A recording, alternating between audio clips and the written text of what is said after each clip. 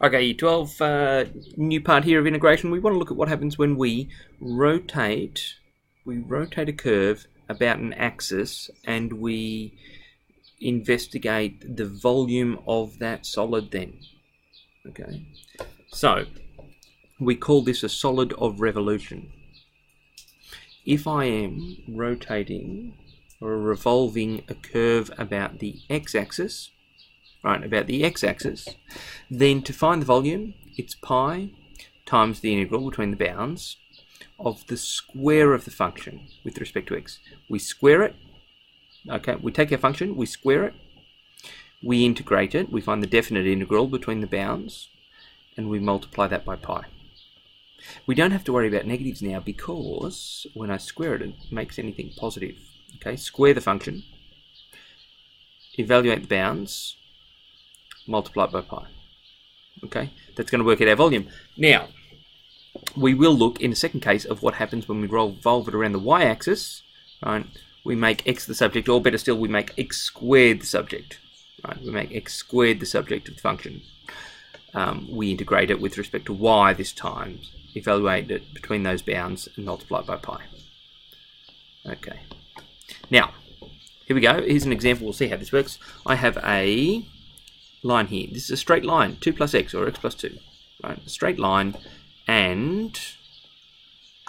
oh, right. So I'm just going to take this line and revolve it around the x-axis. So, what would that look like? Just to give you an idea, here's x and y. And 2 plus x, or x plus 2, we know it looks something like this. Now I want to go from 0 to 3. Okay. So this is the region that we're looking at, and you can imagine if I revolve that around the x-axis, what I'm going to get is something that sort of looks like what we might call a truncated cone. Is that right? Okay, we've got that thing there. We want to investigate the volume of that thing here between 0 and 3. You don't necessarily have to sketch these. Just that. Anyway, so what happens?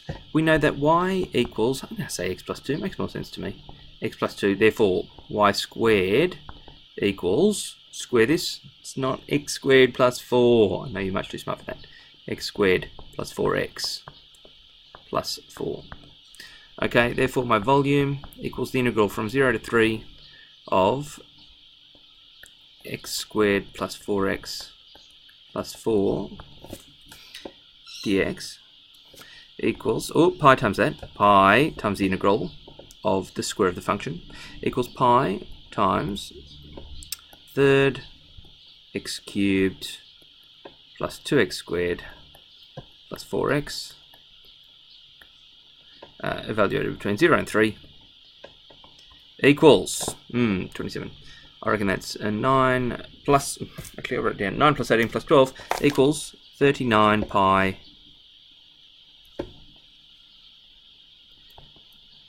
cubic units this time. Okay, right, there we go, that's the volume. That's a linear function, that's about as easy as they get. Okay, that's pretty straightforward. Now, what should happen if it's not between a curve and an axis, but between two curves? I've still got to rotate that around some axis, but let's say that I have two curves. I have two curves and I rotate those around an axis. I want the area between those curves. Sketch is probably a good idea to get us through this thing here, but the main thing to remember is we square the top one, we square the bottom one, and we subtract them. Okay, you've got to find the difference between them. Square the difference of the squares. Right, just the same as when we find the area of an annulus. Remember, you do the big radius squared minus the small radius squared. We square the functions and then subtract them. Integrate them, multiply them by pi. Right. So, we've got a parabola, y equals x squared. It's familiar as it gets. Right. Here is y equals x squared, looks something like that. And y equals x, geez, we've hit the jackpot here with familiar functions. Okay, now, the area between those curves is this thing here. Area between the curves, this one here. And in fact, we could determine, we're actually told in the question, those intersections, that intersection is at 1, 1, and the origin. So if I'm to revolve this around the x-axis, Right, so for part A, my volume equals pi times the integral from 0 to 1 of the square of, well, this one is on top, so I should probably do that first. The square of y equals x, so I've got x squared, minus the square of this function is x to the 4. Right, differentiate with respect to x, and I get pi, and I get a third of x cubed minus a fifth of x to the 5 between 0 and 1, and I get, there we go, I get pi of, got that right? What do I get here? I have a third minus a fifth, that's 2/15. I reckon I get 2 pi over 15. Okay, 2 pi over 15 cubic units. 15.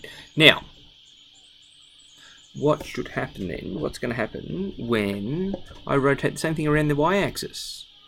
Right, put a line here. Let's see what happens. Well, this time, if I need to make x the subject of each and then square them. So for if y equals x, then x equals y, and x squared equals y squared. So I want the integral, again from 0 to 1. And I suppose I should take my parabola first. So we can certainly say that x equals the square root of y, and therefore x squared equals y. We already know x squared equals y, so it's y minus y squared. Okay, y minus y squared dy this time. That's my volume. My volume equals the integral from 0 to 1 of, right, the square of this function when expressed in terms of y. So this function would be x equals square root of y, square that I get y. This function, this is y equals x, or x equals y, so x squared, also by, x squared equals y squared. Wonderful. Got this pi, I've missed the pi there again, I've missed everything. Right, so my volume equals, we have half of y squared minus a third of y cubed from 0 to 1. Don't forget the pi. And substitute 1 in there, I get half minus a third is a sixth. So I get pi over 6 units cubed. Cubic units. Yep, pi over 6 cubic units. Righto. Different because, right, when I rotate those things, different parts of the area are sort of being swung through different distances. Right, so that generates more or less volume.